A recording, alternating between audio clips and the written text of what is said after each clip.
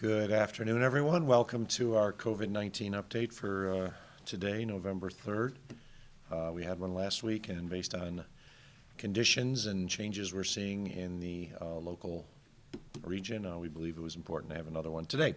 So you will hear from Dr. Gail Burstein soon with regards to some of the items that we're doing with regards to response to COVID-19.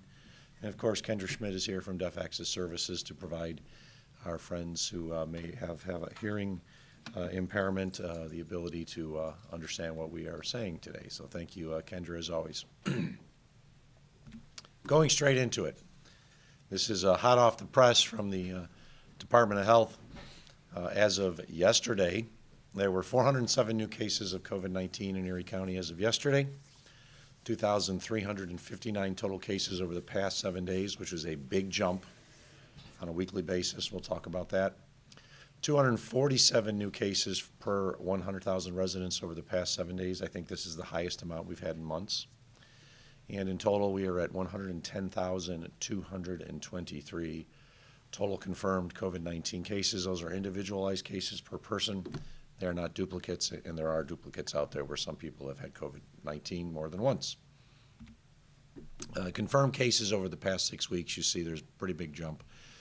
This is the week ending of October 30th. So as you see, for the week ending of October 30th, there was 2,212. I'm just going to go back one slide because for the past 7 days, there were 2,359, so we continue to grow.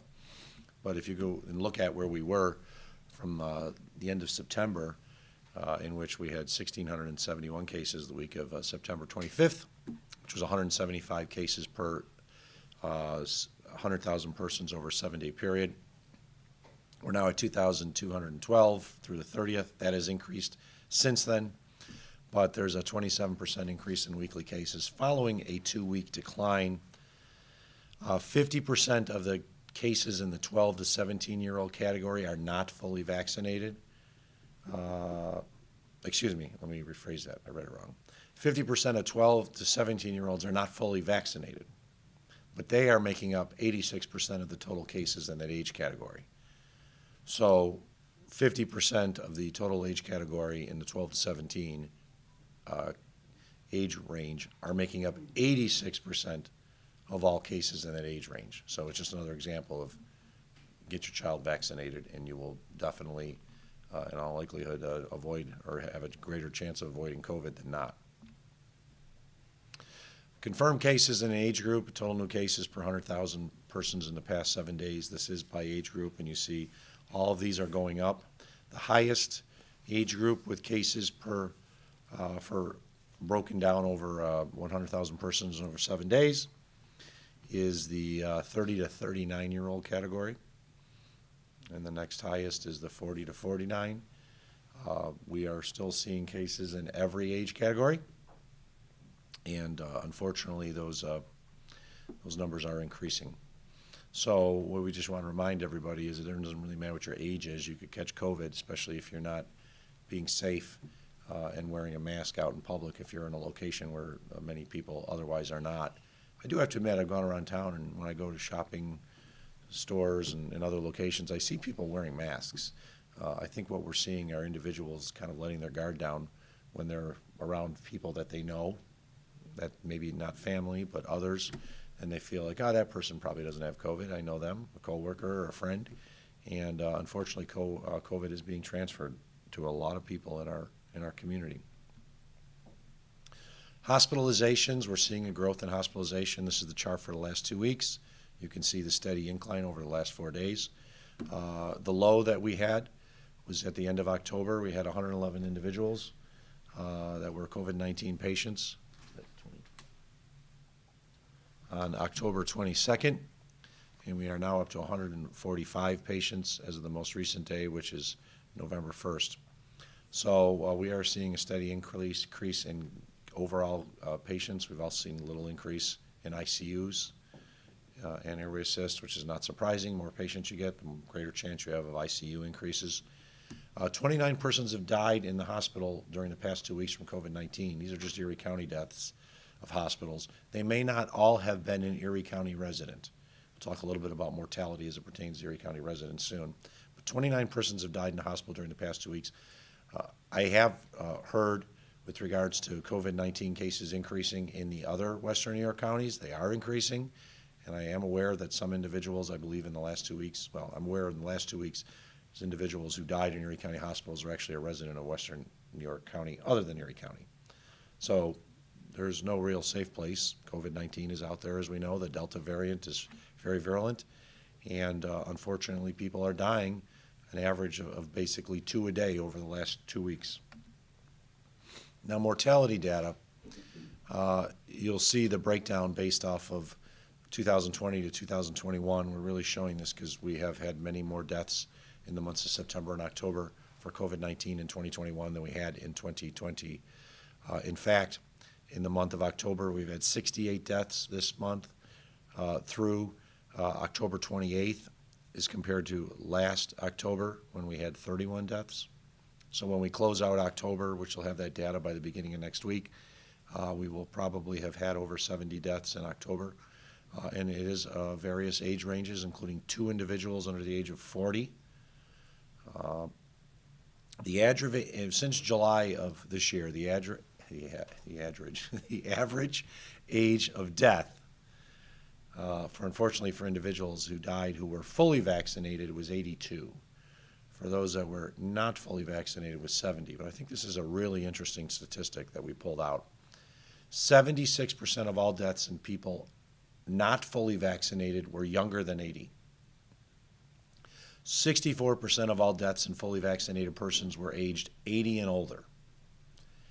So it also says to our friends and family in the community who are of older age, especially those that are 70 and older, if they got a shot to begin with, or the shots, they completed the regimen and they haven't gotten their booster, they should get their booster ASAP. Because you see it with regards to the fully vaccinated, 64% of the individuals who died since July were 80 and older. And if you are under any age and you haven't gotten your COVID-19 shots yet, you really should. We have seen an increase in deaths in the last few weeks, and the sad part with the increase in hospitalizations just in the last 4 or 5 days, that generally means we're going to see an increase in deaths in probably 10 days. Just because when your hospitalizations go up, ICU numbers go up, usually within 10 days to 2 weeks thereafter, the deaths have gone up too. So I'm very concerned that we will see an increase in deaths about a week and a half from now. Mortality data as it pertains to race and ethnicity. We haven't shown this slide in a while, though we have been sharing it on our weekly updates that are released to the press. There really hasn't been a change. We wanted to ensure if there was a change with regards to the percentages based on race and ethnicity. There really has not been a change. On July 1st, 79.6% of fatalities were among whites. That is now 79.4%, so it's just statistically a minor change, and the same thing with black or African Americans. It actually has gone up slightly, 0.2% to 16.1%, but we haven't seen a tremendous difference, so it's basically still sort of affecting the community as it was pre-July, pre-Delta. Individuals are dying all across our community, in the suburbs, in the city, in the rural areas, and we just want people to be safe out there and understand that even if you're vaccinated, you can catch COVID-19. It usually will protect you from a serious illness. If you're over the age of 70 and were previously vaccinated and you have not received your booster yet, you should get your booster ASAP because you are at much higher risk for hospitalization and death than somebody who's younger.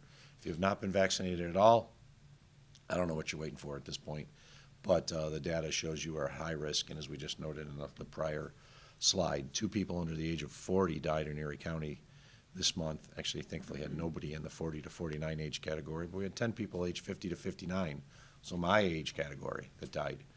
And my understanding is the vast majority of those people were unvaccinated.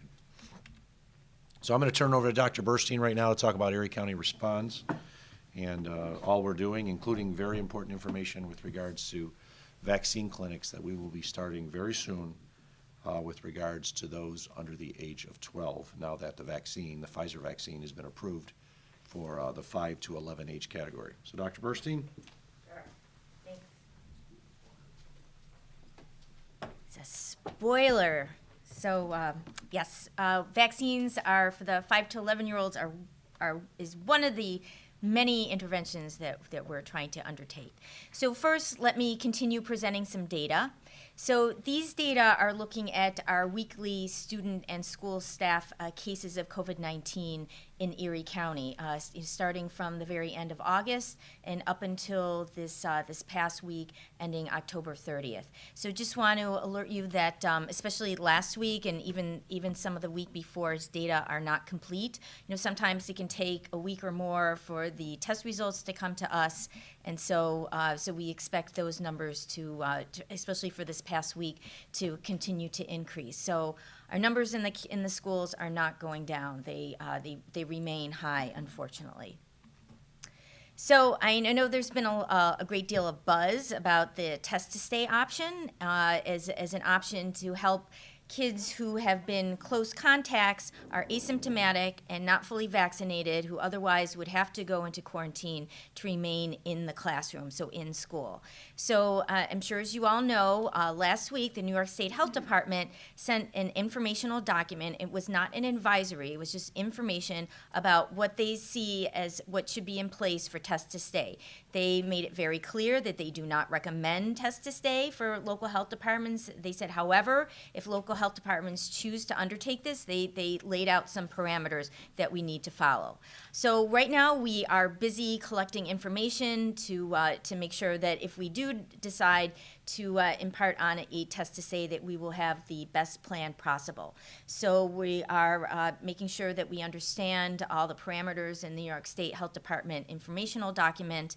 We are talking to other local health departments. I've been in conversations with Monroe and Onondaga County. Yesterday I was on a call with probably 10 other local health departments in New York State that are looking at possibly sharing a common protocol for test to stay and sharing information. I know of just one local health department, a very small local health department, is just starting to pilot the test to stay protocol. So it's at the very beginning. We're still collecting information.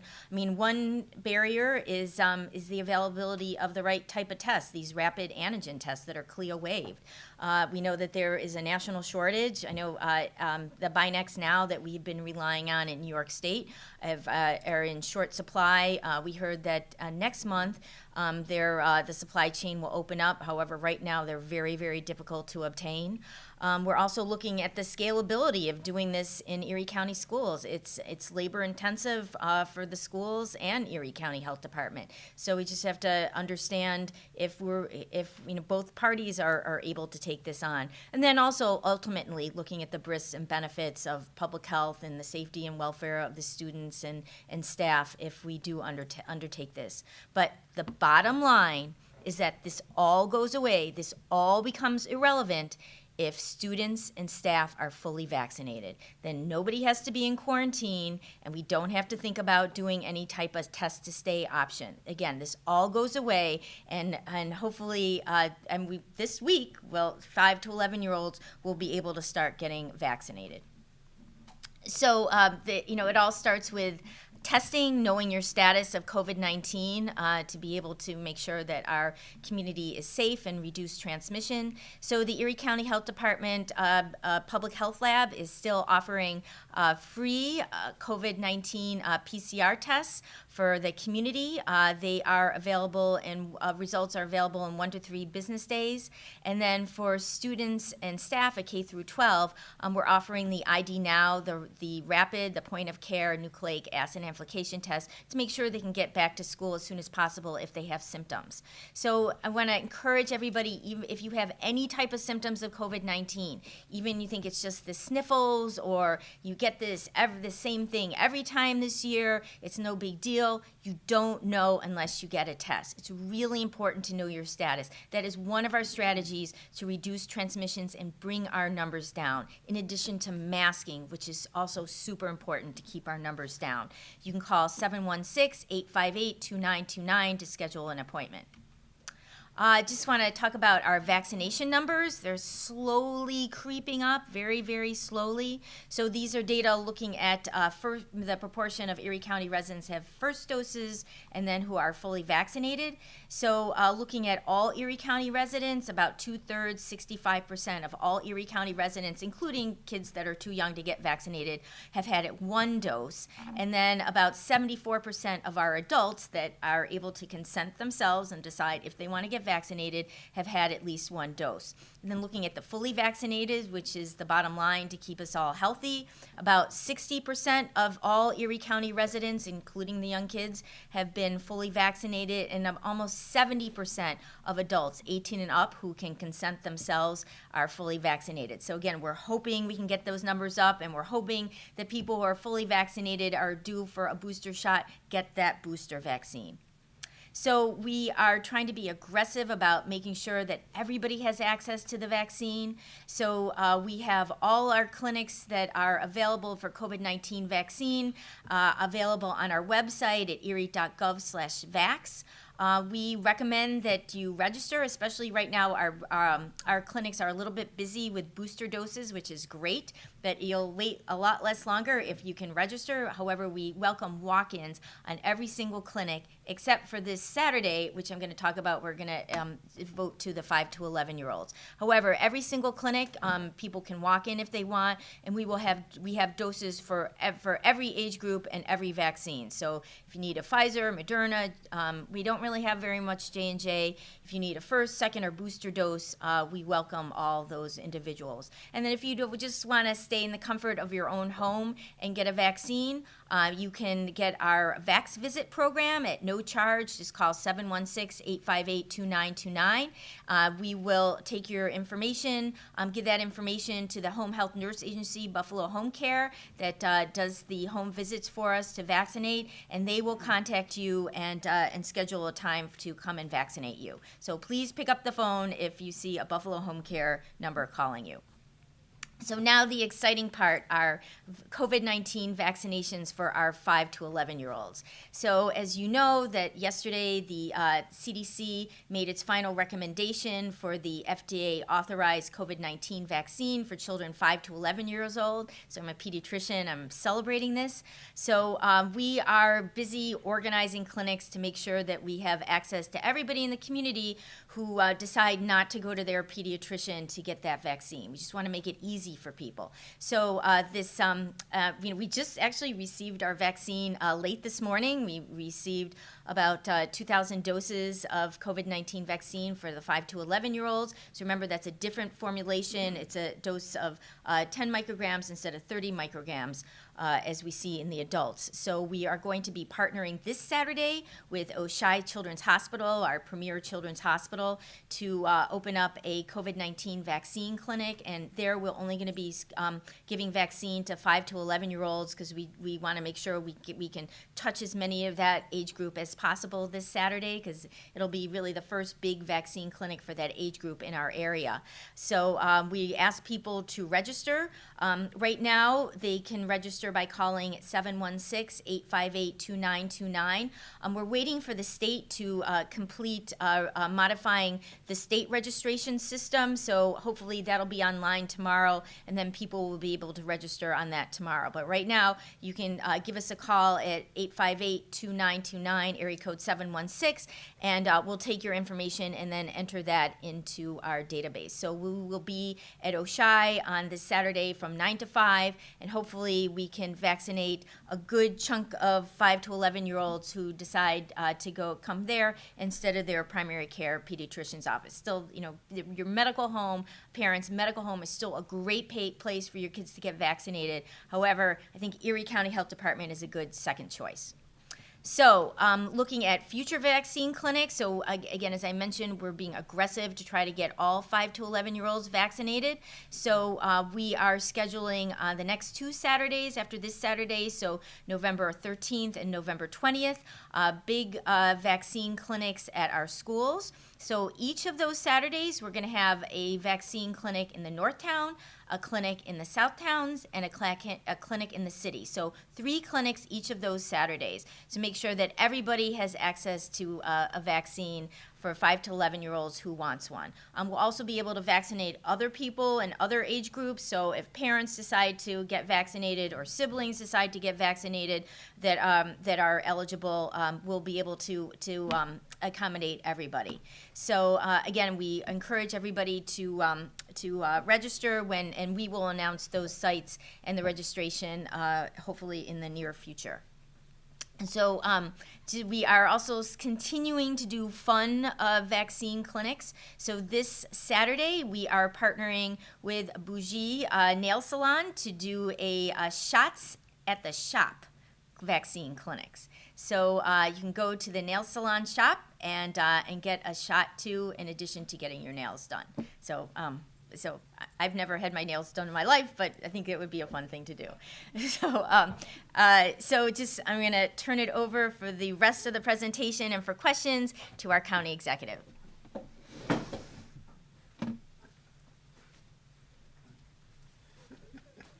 For the record, I've never had my nails done either.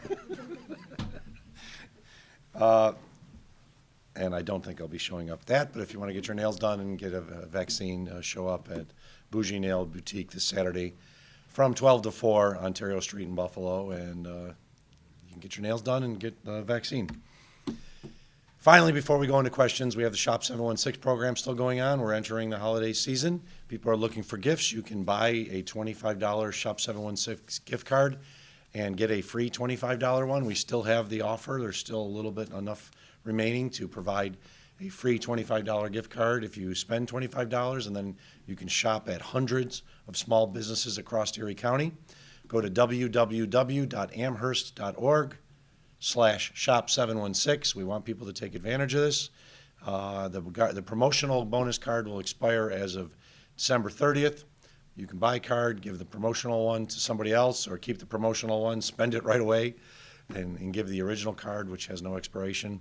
But we want people to shop in our local businesses, our small businesses, and the Shop 716 program is a great way to do that. We'll take questions. First, I'd like to take questions on COVID, because I know there's some off-topic questions that'll be taken or offered. Sandra?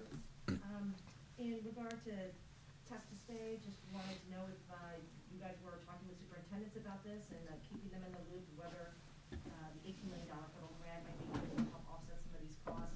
Also, we're hearing that there's actually some shortage of the vaccine for 5 to 11-year-olds. I know Erie County's just gotten some, but I didn't know if you've heard whether or not this is an issue. I know we got 2,100 doses of the 5 to 11. I'll let Doctor talk about test to stay.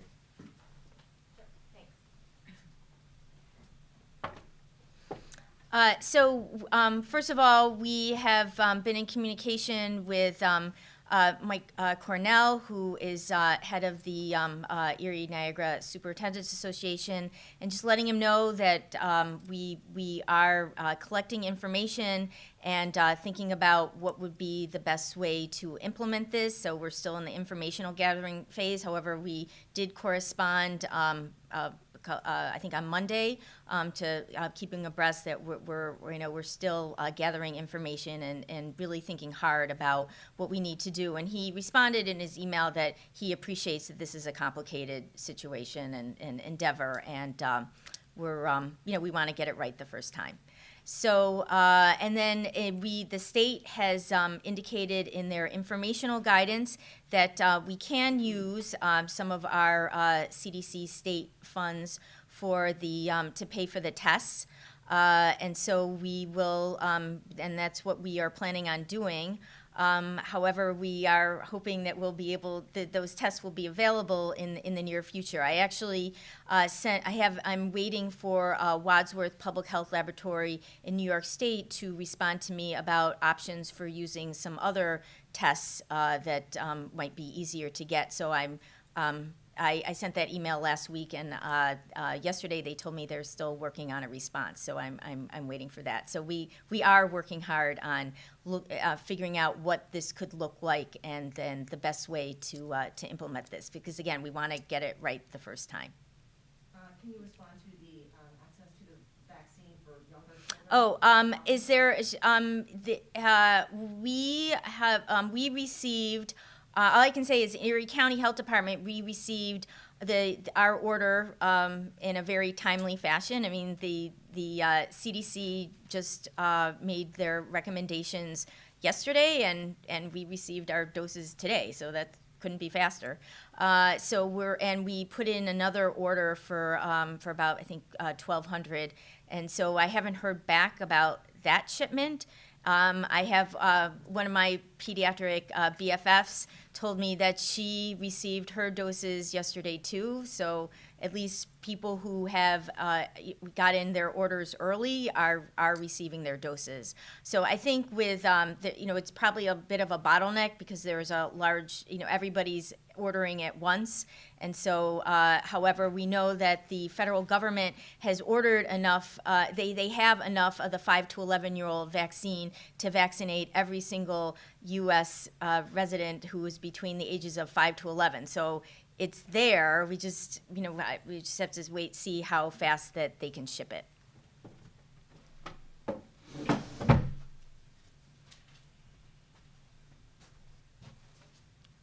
Any other questions on COVID-19? Brendan? A couple of superintendents I've spoken with have kind of said we need kind of an end date or, metrics to show when we can kind of get off the restrictions in schools. Do you think that the 5 to 11 vaccine, assuming that a decent number of kids get it, will start to lead to some of those, kind of weaning off of those restrictions in schools? Well, the question is, when would they be weaned off restrictions in schools? First off, the restrictions are generally issued by New York State. We issued our mask restriction, and New York State followed very soon thereafter with others restrictions as well. And it's all going to be based on vaccination. As we showed earlier, I think 86% of the cases in the youth category are coming from 50% of the unvaccinated. So if parents would get their children vaccinated, we'd be in a much quicker position of actually getting those restrictions out of place. But if certain percentage of the parents are refusing to get their children vaccinated, you're going to have to still have these restrictions in place to protect children, including those who cannot get vaccinated for potentially a health reason. So we're asking all parents to vaccinate their children now if they're over the age of 5. Previously, up until 2 days ago, they couldn't even think about it, but now it's been approved. We're doing our first vaccine clinic for those that are 5'11". On Saturday, we have plenty of other opportunities for those that are 12 and above to get vaccinated. I have to admit, I get very frustrated that some of the loudest parents are the ones saying get rid of the restrictions who are not vaccinating their children. They're putting other children at risk. And they can scream and yell all they want about restrictions, and they have the First Amendment right to do that, but they also need to know that they're part of the problem by not getting their children vaccinated.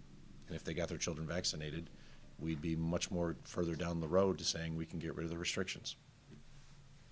You mentioned that you're still seeing a lot of mask wearing when you go out in public. As the weather continues to get colder going into the holiday season, what is your recommendation for mask wearing and gatherings?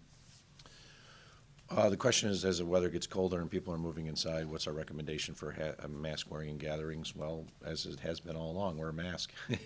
If you're at home with your family and your kids, you're around them all the time. It's different than going over to the in-laws' house where you maybe saw them 4 months ago and you're having a big turkey dinner. You gotta be careful.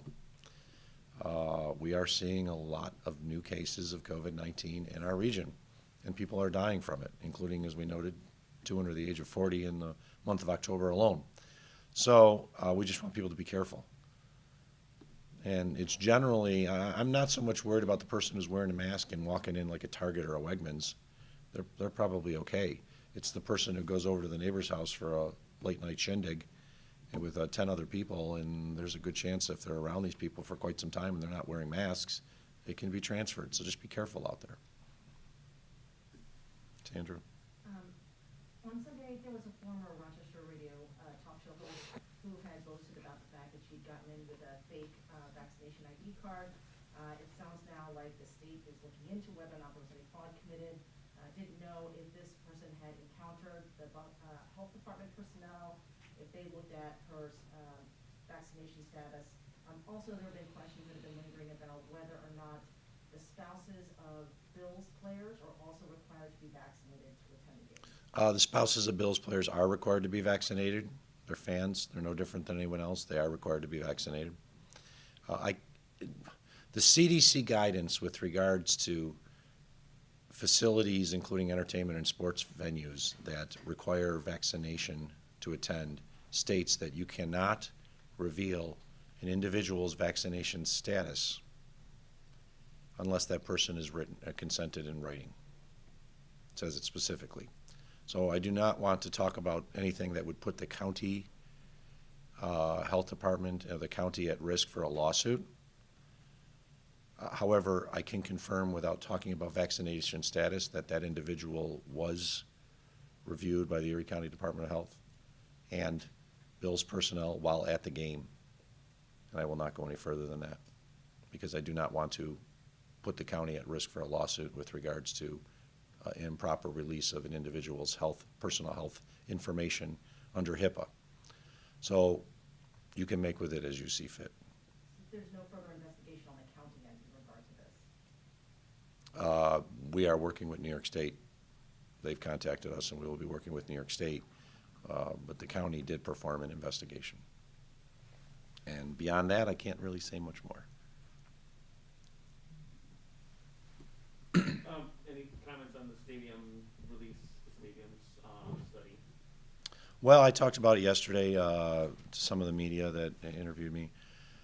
Well, first off, let me note that I do commend Governor Hochul. She did say that this would be released, and it was. I can verify that it was released timely because we did not get the version that was presented to the county and to the Bills until basically 48 hours before it was released to the public. So it's not like we've had it for weeks. It was actually released and provided to our teams over the weekend. And I would just note that it's a roadmap. It's a guidebook for going forward. I don't want to get into the meat and potatoes of the negotiation because I never do. And I don't think it benefits the community if we start trying to negotiate in public. But it does provide a roadmap on the decisions that we are going to make, including having really some good analysis with regards to fixed cost for a new stadium in Orchard Park, a new stadium in Buffalo, of course the renovation. I will note that renovation is very expensive, and it probably does not make sense to do renovations when you are talking about a new stadium that could last more than double the life of a renovation, but the cost, while expensive in both regards, is not that much more astronomically more than a renovation. What are your thoughts on, I mean, just obviously you don't want to go on negotiations. Do you like what you're seeing? Do you not? What do you think? I've learned in this business it makes sense to not go into all the particulars. I just think it's a very exhaustive report. It reviewed a lot of different things, not just the costs associated with the stadium, but the economic factors associated with the bills. I think a lot of people were shocked at the number. I think it was $27 million is the value of revenue that's generated for New York State and the county, the vast majority of it being personal income tax. I will note, having had conversations with AECOM, that is the direct amount, like sales tax generated from ticket sales. It does not include sales tax generated because people are going and buying pizzas and things like that. But we've always known that the vast majority of revenue that's generated from the Buffalo Bills goes to New York State through personal income taxes. The county gets sales tax on ticket sales and not a whole lot more than that, or sales at the Bills store. But it didn't take into account all the ancillary revenue that's generated as a result of games. So I think people were a little surprised by that. I do know that I figured was a fairly accurate number. And then it looked at costs associated with infrastructure, which we think was important to do. And now that it's out in the public has an opportunity to digest it, and just like we are, and will then have an opportunity to also provide their comment in the public sphere. Mark? The state study said that it would cost $862 million to renovate the new stadium. How does that compare to the county study that was done in 2019? The counties did not do a study to renovate the stadium. There was a stadium analysis report, which is always done every few years to provide a description of potential issues that need to be resolved. It did not go into the specifics associated with the potential cost for those would be. So it doesn't have like an overall figure for what renovating the stadium would be? No, because it's an engineering report. It can provide some baselines, like on immediate needs. For example, if a toilet, like they need to replace a bathroom, and they can estimate, okay, here's what that bathroom cost will be. But they did not do big picture costs as to what it would cost to renovate the upper decks or replace the upper decks. Is that study going to be released? We've released the executive summary of it. There's information in there that we do not want to release for Homeland Security purposes with regards to. Truthfully, we don't want to release the study in case there's portions of it that could be used by a terrorist to blow the damn thing up. And if anybody knew, when you have strategic information about the actual building, that you put at risk. And so we're putting out the executive summary, putting out the pertinent information. We're not going to release every line item about it because it potentially could put the stadium at risk and the attendees there. I remind everybody, when we got heavily criticized after the 2013 lease was formalized and they saw all these giant rocks. I think you've heard me say this before. All these giant rocks that were put around the stadium gates. People are like, why the heck did you waste money on rocks for landscaping? I mean, these things are big. It's like they're not there for landscaping. They're to stop a truck bomb from driving up and taking out 3,000 people standing at a gate before a game. These are the serious issues that we deal with.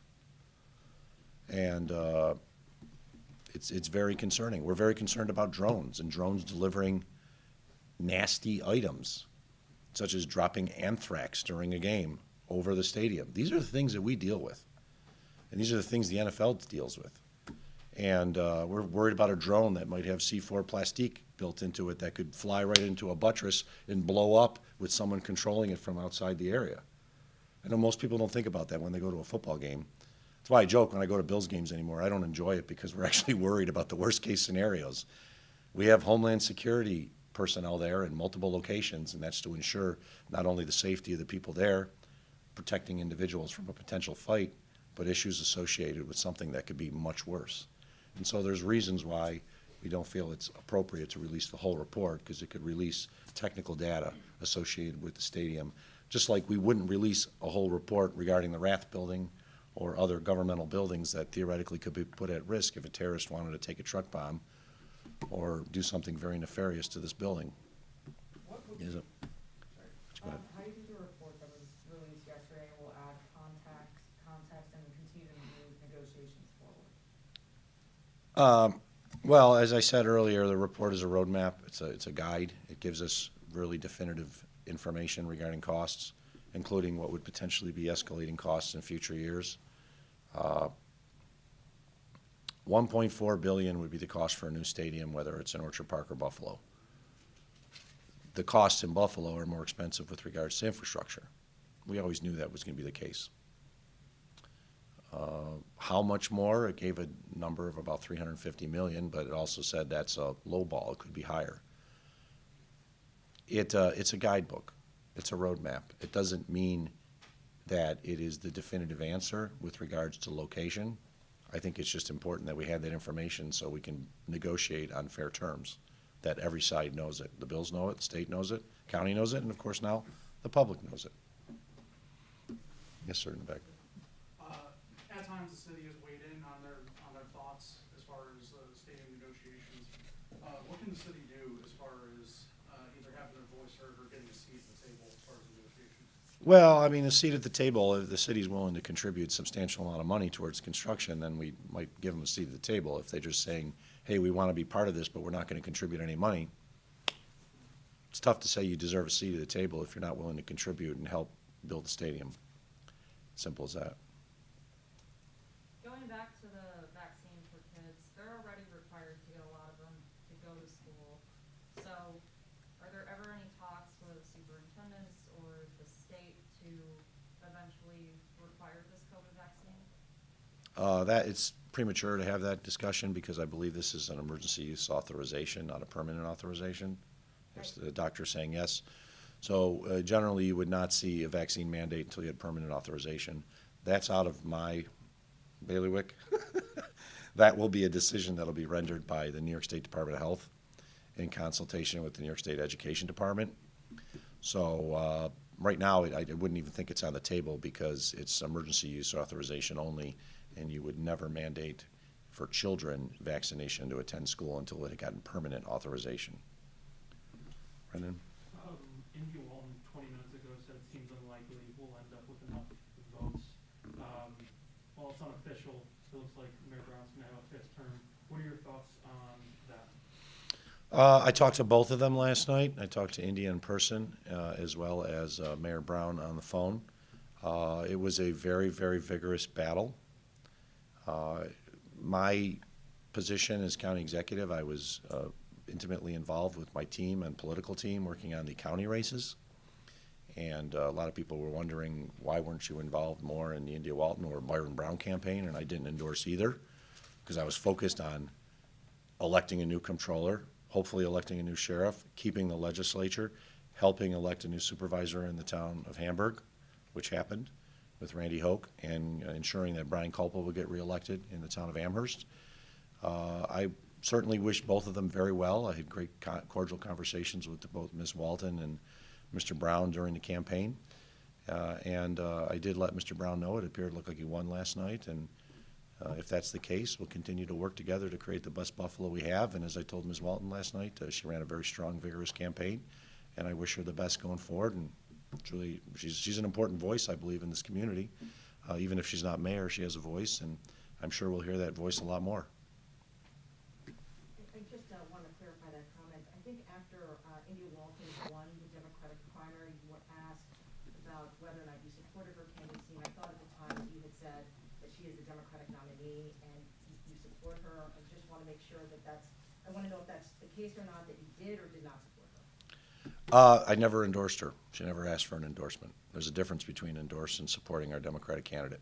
I did not actively campaign on behalf of Ms. Walton. Simple as that. Wasn't asked to either. At this point, we were focused, and I have to admit, it was a very, very bruising year in many different categories, but we focused our efforts, my political team, on the county races. From a purely standpoint as county executive, we wanted to ensure that we kept the legislature in Democratic hands so that we could continue to work together on a lot of the things that we've done the last few years. Passage of a number of laws, ensuring that we're getting good budgets through, and that happened. Looks like it will stay 7-4. We elected a great individual in Kevin Hardwick to be the next county comptroller. And while Kevin and I in the past have never agreed on everything, there are times in which we disagree on some things, we've always done it in a cordial manner. It hasn't been flame throwing and bomb throwing as unfortunately we've seen otherwise. So while I would expect that Kevin will retain his independence and will criticize me and my team occasionally, I also believe it will be based on factual information, not just because it's politics. The sheriff's race, we worked very hard in the sheriff's race. It hasn't been decided yet, but it does look like John Garcia will be the next sheriff. And I just look forward to working with him, as I have in the past, with regards to ensuring that we're doing the best to protect the people of Erie County. Very proud of Randy Hoke and the race he ran. He ran a really clean race, a race on the issues in the town of Hamburg.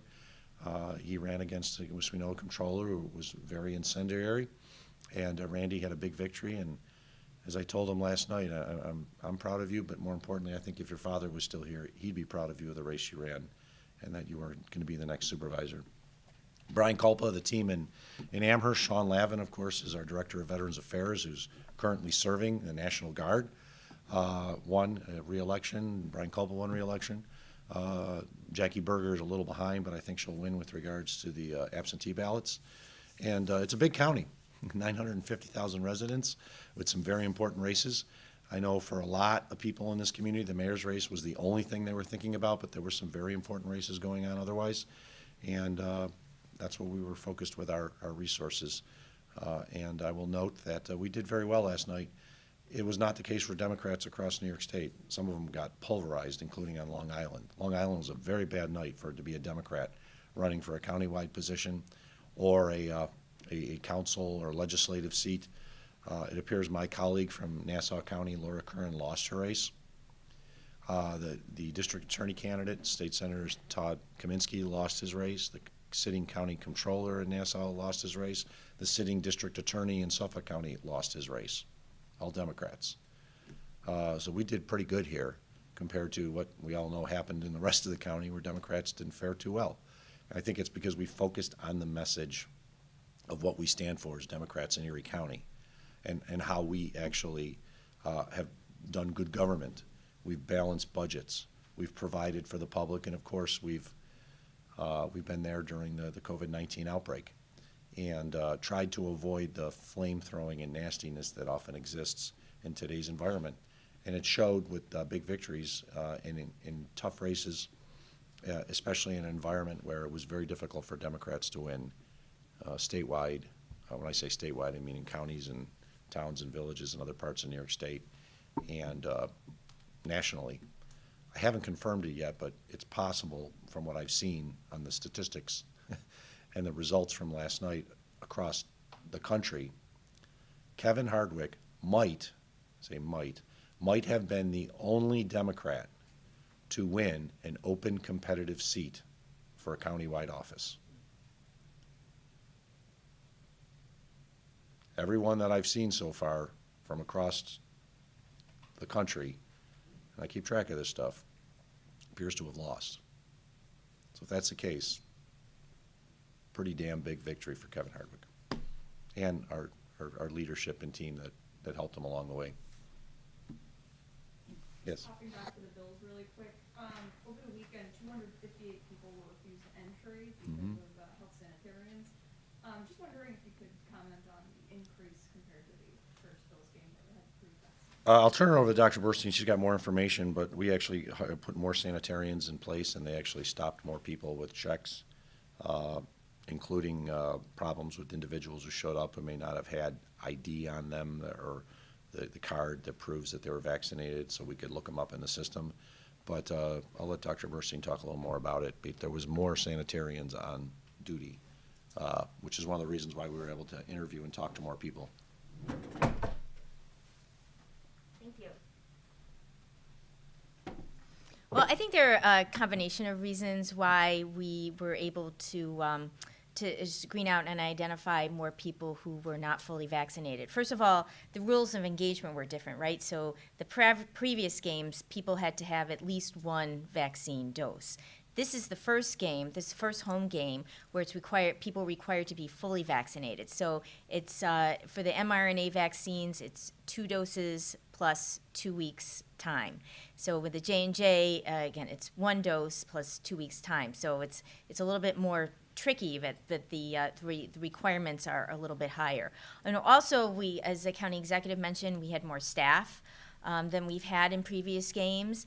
And we also worked really well. The Bills were doing a great job of screening, being very diligent. And we were referred, I think, 1,128 individuals to investigate their true vaccine status. So the Bills were working very hard to ensure that anybody with a questionable vaccine status, either they didn't have any identification or any vaccine card, or it looked their information looked a little tricky, referred them over to the health department. And so I think it was a combination. And then also I've heard that the Bills, even through their own screening, were able to identify individuals that didn't qualify entry and turn them away without even referring to us. So there's probably even a larger number that were turned away. So the bottom line is we all take this very seriously, to be safe and healthy during a Bills game. And we've seen that. We haven't really seen any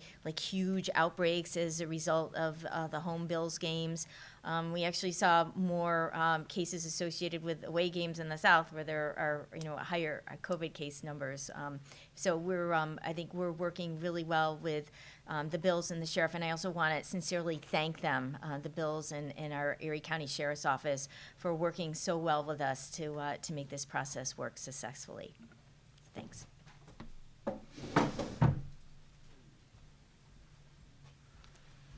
I just want to clear something up. I saw your face when I said about Hardwick and open competitive. That means it was a non-incumbent. Like George Latimer, the county executive in Westchester County, was running for re-election. He did win. But in an open seat where an incumbent was not running, and it was a competitive seat where it just like wasn't one candidate on the ballot, everything I've seen so far indicates that Kevin Hardwick was the only Democrat to win. Now, I haven't seen all the data totally, but I reviewed probably about 60, 70 races since last night, and that's a pretty important accomplishment. Mark, you had another question? In the stadium again. What happens if, assuming that a stadium is built, a new stadium is built, what would be done with Highmark Stadium? And why wasn't that, would it be demolished? Would it be reused somehow? Why wasn't that included in the state study? My understanding is it was included in the 1.4 billion, the assumption that you got to remove part of Highmark. That's what we were told. The idea is you will have to take down the old stadium. Do you have any idea what that might cost? I don't know off the top of my head. So it's not going to be part of any kind of future stadium or Orchard Park? The current stadium would not be part of a future stadium. It's possible you could retain the lower bowl and some other things and make it a much smaller. Not part of the stadium, obviously, but part of some sort of development with the new stadium or something? Well, let's put it this way, we still haven't decided where the stadium's going to go, whether it's Orchard Park or Buffalo. So, the only thing that would be basically still there after all is said and done would be the field house and the other ancillary buildings that exist, like the training facility and stuff like that. Those would stay, of course.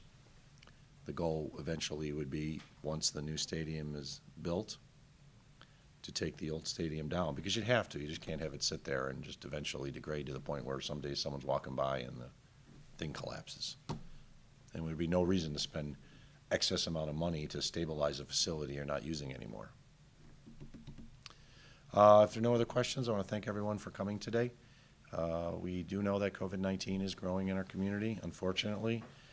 Individuals that are fully vaccinated could catch it. There's never been an issue or a question associated with that, but you will be protected from serious illness.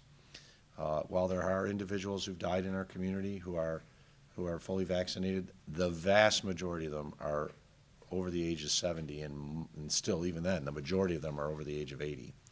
So it just goes to show that vaccination protects you from serious illness and death, especially if you're younger. And now that we have vaccination available for every child over the age of 5, we are really asking parents, please get your kids vaccinated.